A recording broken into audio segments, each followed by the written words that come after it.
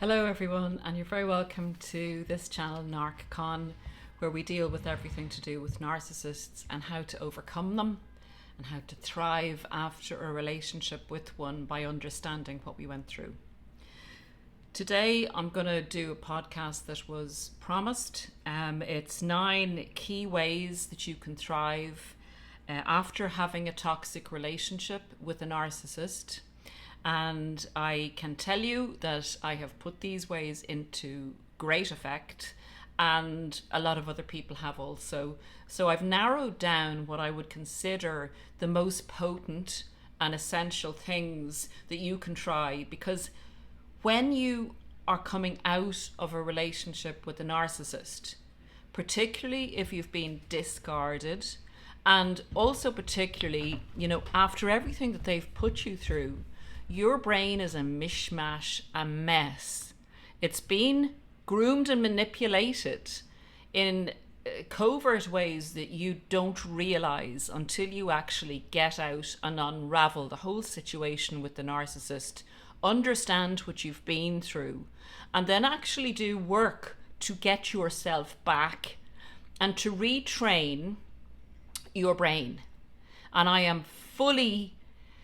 I couldn't be more enthusiastic about the approach of retraining your brain, because that is the key to healing. It is not easy, but it is so rewarding. It is like one of the best things you can do for yourself and your life. And as I say, if you've been given a situation, if you've been given something really difficult to deal with in this life, you've been handed a narcissist, I don't think that there's very much worse than having been put through the ringer with a narcissist. If you've been handed that, you have a choice. You may not believe you have a choice because you're so devastated if you're just out of the relationship, but you do have a choice about what outcome you want from this. So you can take a really bad situation and make it work for you. I mean, if you have to suffer, if you've had to suffer the pain, why not make it work for you? And that's where I'm coming from in this. I'm not saying it's easy, but I am saying if you use this pain barrier that you went through with a narcissist to benefit yourself and your life's trajectory, then something came from it.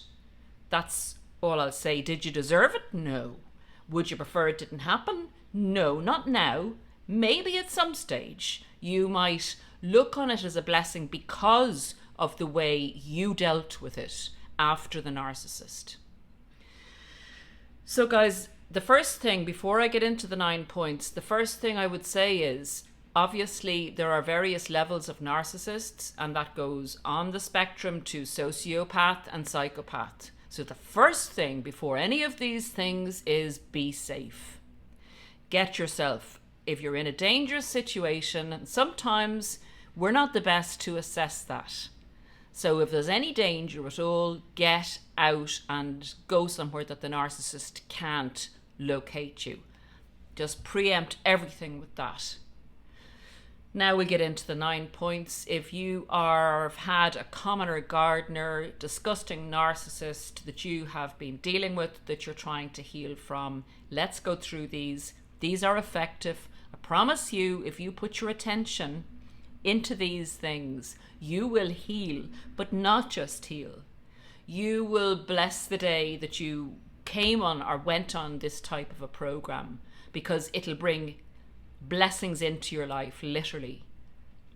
Take it from one who's experienced the very lowest to the much more highest than ever before the narcissist. Life is different now. Life is much more colorful. Everything is felt more intensely. There's huge gratitude coming from me after what I've been through. And, I wouldn't change this for the world. So I'm just trying to give you a bit of hope, not put you off or trigger you, because you didn't deserve to go through this. So the first thing I would say is, most people will come to the point of, what was that? What was that I was dealing with? That can't be normal. No matter how much the narcissist convinced me that it was just I had a lot of problems and that's why the relationship didn't work out. Like, that's not normal. And hopefully you had an experience of a relationship that was semi-normal before this. So you have some point of contrast and you didn't just go from having perhaps a narcissistic parent or friend or whatever who kind of got you into thinking that that was the normal way that you should have a relationship, where you should have somebody invalidating you and putting you down and getting you to do all the work and then blaming you when things go wrong, with lack of accountability. So I found personally that I needed to know what I'd been through. As you can imagine from the depth I'll go into with the analysis and things like this was like a big puzzle. So I went on the internet, into books, talked to people, did whatever I needed to do to find out, was I with a narcissist? And experts will say to you, oh, you can't decide that. The person has to go in for a diagnosis and then the person has to get a formal diagnosis. Well, great. So I'm going to contact the next, as you guys call them instead of next. I love that. I'm going to contact the next and say, hey, would you mind going into a psychiatrist for an assessment just for my peace of mind? I'd like to know if you were a narcissist. You can imagine, guys, how that'd go.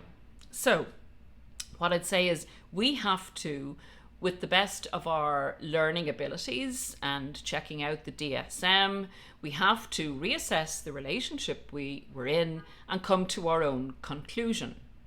And we may not want to accept that the person was a narcissist, because a lot of us still harbour hope and think if the narcissist came back, maybe we could work it out. So there's those stages to go through in healing. So don't feel bad if you're still really interested in what the narcissist is doing and still hold out hope that they might come back to you, whatever. That's normal. So don't be hard on yourself. But what I would say is, keep watching the podcasts, reading books, doing whatever you would have to do to find out. And if you really want to find out if your ex was a narcissist, I can give you, and it would really support me if I can put a plug in here for the book that I wrote. People are finding it, the feedback I'm getting is that it is very spot on in relation to the behaviours. You know, it's very easy to relate to the relationships people had. And the book is called Weaponized Love and it's available on Amazon. So if you can support me, I'd appreciate it. But that should help. You know, it answers each section helps you analyze your relationship, basically, in simple terms. Okay, so I would say research. I would say write down. You know, if you have that old rumination going round and round in your head and it visits you every day, it pops in, and it may be 2 or 3 similar questions, and it bothers you and it takes your mind off what you're trying to do, and you can't focus on anything and you feel very low because of it and emotionally upset every time you think of the question. Go with that question, do your research, write down the question and write down the answer you find out that gives you some peace of mind after the research. So the next time that friend comes and ruminates in your mind, you go to that journal, look at the question that's ruminating in your mind. This is for retraining your brain, and read the answer again, put the book away and get on with your day.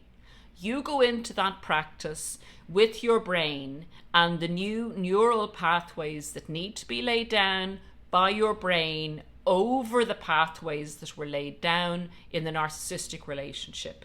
Sounds very simple. Most simple things in life are the most effective. So write it down, file and repeat. Every time it comes up, you have the answer for that. You're not going into your old pathway in your brain. You're going to go to your journal. Number 2, address any health issues that you have that are leaving you. See, after you've been with a narcissist, a lot of people, will have had accidents during the relationship with the narcissist because your brain and your mind is off somewhere else, usually kind of trying to avoid situations that the narcissist is going to be annoyed about, or planning, how you can make things better in the relationship. Your brain is totally focused on the narcissist, and usually the narcissist will keep you exhausted and busy with tasks and interrupt your sleep and give you dramas and emotional upset and turmoil, which upsets your adrenal system, and you can have adrenal fatigue, amongst other things, amongst having accidents by not concentrating properly with the narcissist. You're literally coming out of a traumatic situation. You've literally been in a war zone that is not acknowledged as a war zone. It's called a relationship, but it's not a relationship, it's a war. It's a spiritual warfare, and it's an emotional warfare, and it's a psychological one, and sometimes it's a physical one. So address your health concerns. 3, this is really, really, as I said earlier, this is potent. This is a very good technique. If you, again, you can use the journal, but as an exercise, examine your idea of what is love. We start off in the family of origin, and we look at our parents if we have 2 parents, or we look for examples of what a relationship should be, would be, could be, what's normal, what's not normal. So whatever our computer has taken in as we grew up will become our normal. So have a look at that. Write down what your idea of love is. What is love to you? And then write down, what would you like love to be to you? Then write down, if you were to ask for your ideal partner to manifest, what would your ideal partner look like, be like? What characteristics, what moral compass would they have? Then, on the other side of the page, write down the characteristics that your nex had, that your ex-narcissistic partner or friend or parent or whoever had. Put them in the same role. Because that also trains your brain and sorts it out. Instead of missing a glorified good time person, your brain does tend to go to the good times, because if you're dreadfully upset, your brain wants you to survive, and it says, I want to get you out of this state. This is a terrible state you're in. This isn't good for survival. What recently made you feel good? And brain says, narcissist. I remember the good times with them. They were very, really strong good times. Overwriting the bad times, because the good times were really, really good. Those moments, it was like taking a drug and having a high. So that's a practice that also recalibrates your brain into a more healthy, realistic position, so it can direct you to other things that are going to make you feel good, and reframe the narcissist in the baddie corner. So it's not going to send you to the baddie corner all the time, the way it has been doing. Number 4, key ways to thrive after the narcissist has vavoomed. Rebuild relationships with people that the narcissist will have isolated you from. And if you can, some people come to mind, like, for instance, Prince Harry, and people that have gone so against their families and things that are going to have a very hard time rebuilding relationships, but that's an extreme case. So rebuild relationships in as much as you can, slowly, and do whatever it takes. Take it one at a time, because you're emotionally vulnerable at this point in time. You're in the post-war zone. You're in a post-war recovery. You're in a rehabilitation phase of going back into civilization. You can't take too many emotional knocks at this stage. So be careful of yourself. Take one at a time and take it slowly.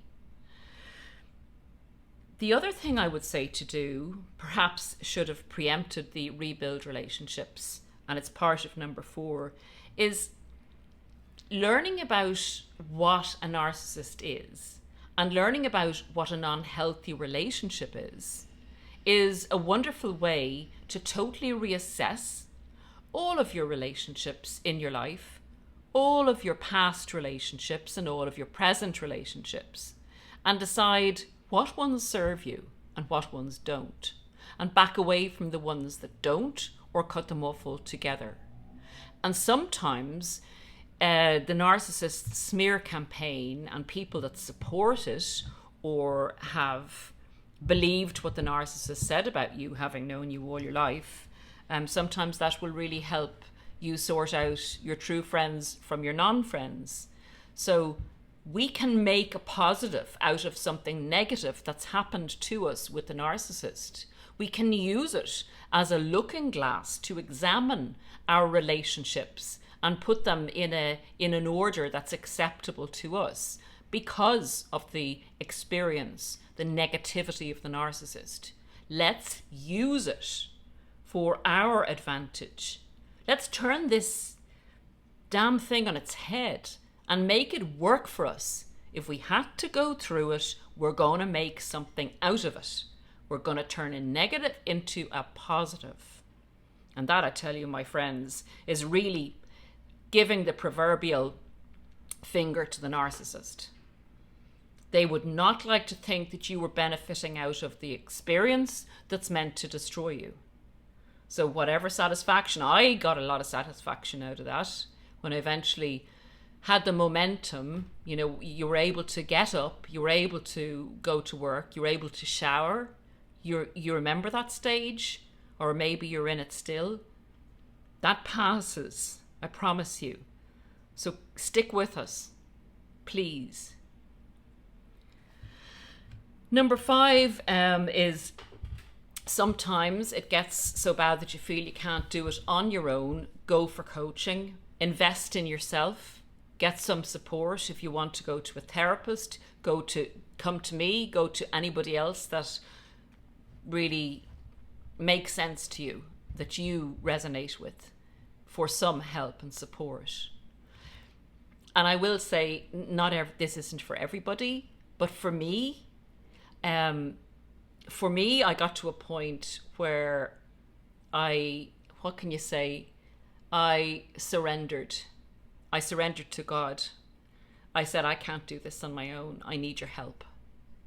And whatever explanation you want to put on that, but I surrendered and I was helped. So find support in whatever way you can, whatever way works for you. Number 6 is a no-brainer, and it's the advice all over the place. No contact. Why is no contact healing? You know, you get the trolls on the channels saying, you're a narcissist because you're going no contact. That's just what the narcissist does to you. Goodbye, trolls. We go no contact with narcissists because we need to rewire our brain. If we are still in contact with the narcissist or trying to reach out to the narcissist, the neural pathways are firing up. Just think of the neural pathways as grooves in your brain that you are going to take the electricity or the water out of. So when you don't use those pathways, so to speak, you're not running the water down those neural pathways. They start to dry up and close up.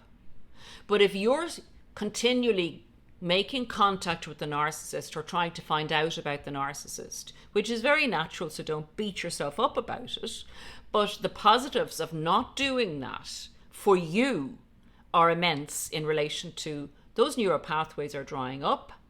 They're still there, so be careful of them. They're still there for quite some time. But the water's running in the healing neural pathways in your brain. So don't keep them lit up. Don't keep them alive. We're aiming on killing them, okay? We're aiming on getting rid of those neural pathways. That's why we go no contact. And as well as that, if you're in contact with a narcissist or any flying monkeys, they're getting information on you, and they can be doing you disservices in the background. And the narcissist is feeding off the supply of hearing you're not doing well. And they may come hoover you. So be very careful with that one. You want to keep your information close to your chest. You don't go around telling your enemy that you're in a weak position or where you're at so that they can come back in and get at you again. This is called building your fort around yourself to make yourself the most powerful and strongest you've ever been, so no goddamn narcissist is ever going to get you again. Excuse my language.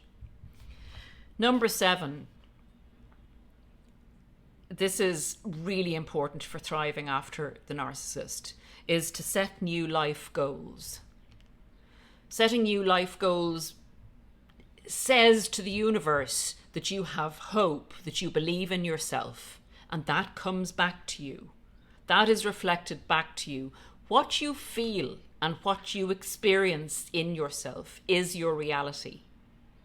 So you are the creator of your own reality. And I don't mean that you're making up a reality like the narcissist does and lives in fantasy land all the time.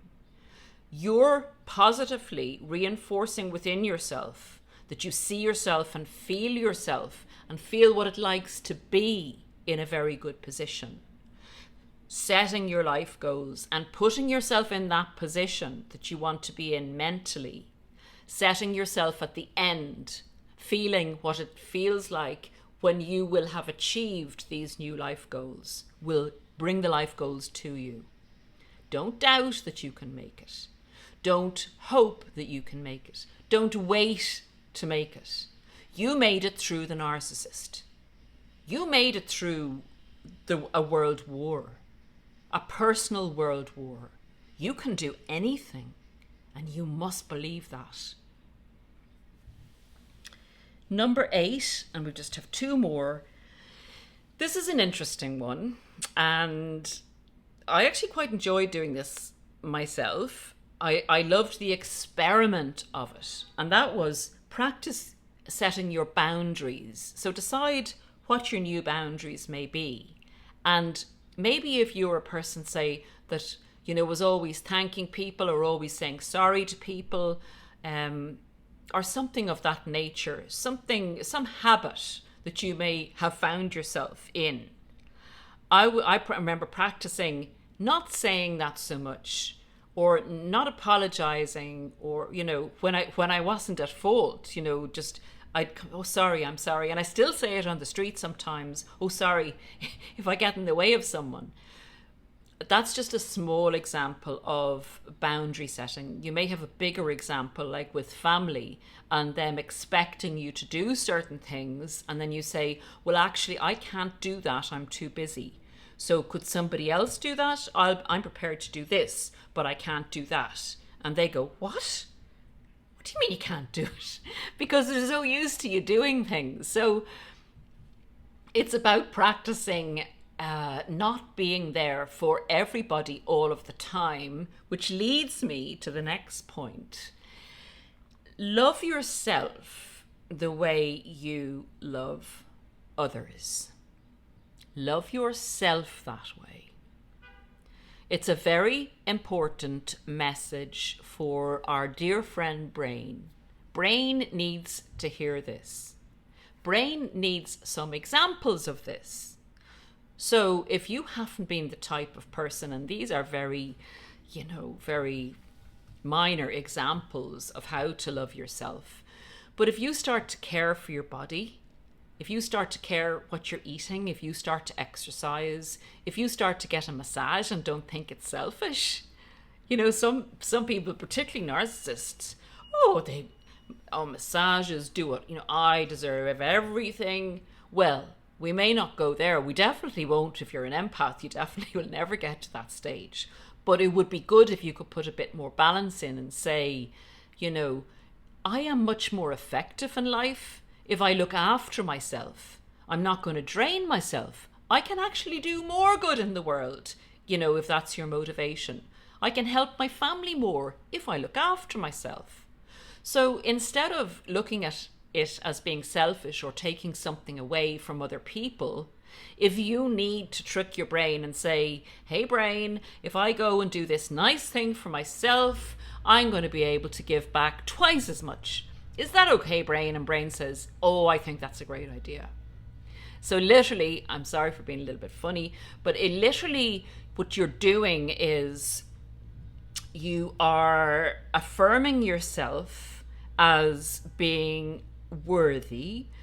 And then when you build up the self-affirmation, you're less likely, if somebody comes and says, well, you're this and you're that and you're bad, kind of stand back and look at them and wonder, why do they need to be so critical of another person? And not take it, not say, oh, sorry, and accept their version of you, because you're affirmed in your own version of you. And it is so helpful because it makes you instinctively recognize something is not right with the other person, or that's not good behavior, that's being very negative for no particular reason, and that's coming from the other person, and that's to do with the other person. So simple as all of these things are, simple and repetitive and easy, all of these things combined are like a bomb against narcissism. They're a protective coating to you where you're very sure of yourself, you're very sure of who you are, and you don't tend to personalize things as much, even though you have still great empathy, and your instinct would be to help other people. A certain discernment is like a protective barrier against not throwing your pearls before swine, basically. So treasuring the fact that what you have to give and what you offer is precious, and that precious energy and that precious love and that precious empathy must go to somebody who's going to benefit from it, who's going to grow from it, who is going to be worthy of receiving it, and not take it and feed off it in order to destroy you. So I hope those things, simple as they are, will give you some indication of putting those into daily practice, and other things. The list isn't finite. But if you do those 9 things as a starting point, I promise you, and also do something new. I forgot to say that. Try something new that's going to make you feel something you've never done before, that's going to make you feel that you're making progress, and that you're using your self-agency, which the narcissist has tried to take away from you. You're using your self-agency, you're affirming a choice, and you're actually doing something and having an experience on your own, decided by yourself and experienced by yourself. That's also very important. It may feel very alien to you to do that, having gone along with the narcissist narrative for so long, particularly if you've been in a long-term relationship with one. So you can see that I was going to say a normal person, but a person who hasn't experienced the level of psychological manipulation that a person who's been with a narcissist has, to a person outside the war zone, that would seem kind of really just do something new and you think that's going to work. It would seem minor, but for someone coming out of it, it's major. It's major, and I know you get it. Please also leave anything in the comments that you have that might be of value to somebody else, or something that you did that helped you a lot. Because as I say, this isn't finite. This is my experience, and this is what I found helps clients in coaching. I will say adieu for now and see you again shortly. Probably the next podcast as such will come from Ireland, and Remy is doing fine. For anyone that stayed to the end of this podcast, few people have asked about him. He's with a very good friend of mine who Remy knows very well. So I am missing him. I'll have to say I'm missing him. So We'll see Remy again soon, please God, and take great care of yourselves. I hope this has been of value. Bye for now, guys.